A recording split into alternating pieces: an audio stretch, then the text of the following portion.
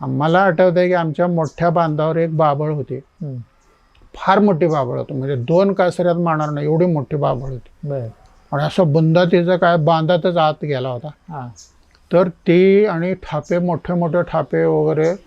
तर ती बाबळ बरं ती एका बाबळीचाच व्यवहार झाला ते एजंट मार्फत. त्यावेळेला त्याला पैसे पण भरपूर आले आणि पुन्हा ती तोडायची कशी असा प्रश्न निर्माण झाला. मग त्या एजंटनी त्यांची माणसं आणली.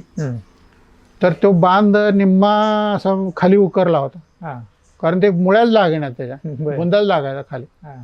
शेवटी ते बांध निम्मा अर्धा उकरून शेवटी अपदून त्यांनी ते बुंदा काढला. इतका मोठा बुंदा होता की तो एक बुंदा एका ट्रक मध्ये बसला नाही. बापरे, एवढा मोठा बुंदा होता तो.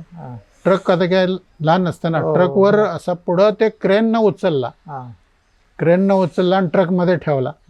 तेव्हा ते ट्रक मध्ये गेलं, कारण ते अडचणीत होतं जरा. ट्रक आणली तिथे वाट करून वगैरे, आणि ते उन्हाळ्यामध्ये ट्रक मध्ये घालून ती बाबळ नेली. जवळजवळ 5-6 ट्रक माल एका बाबळीमध्ये निघाला.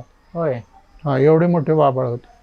तर तसं ते 72 नंतरच्या काळामध्ये ना खेड्यात मोठ्या प्रमाणावर झाडाचं तोड झाली. त्यावेळेला अशी ह्याची हे होत्या, आंब्याच्या फळ्या काढायचे आणि दाराला वगैरे ते वापरायचे, आणि बाबळीच्या फळ्या सुद्धा दारानं वापरायचे.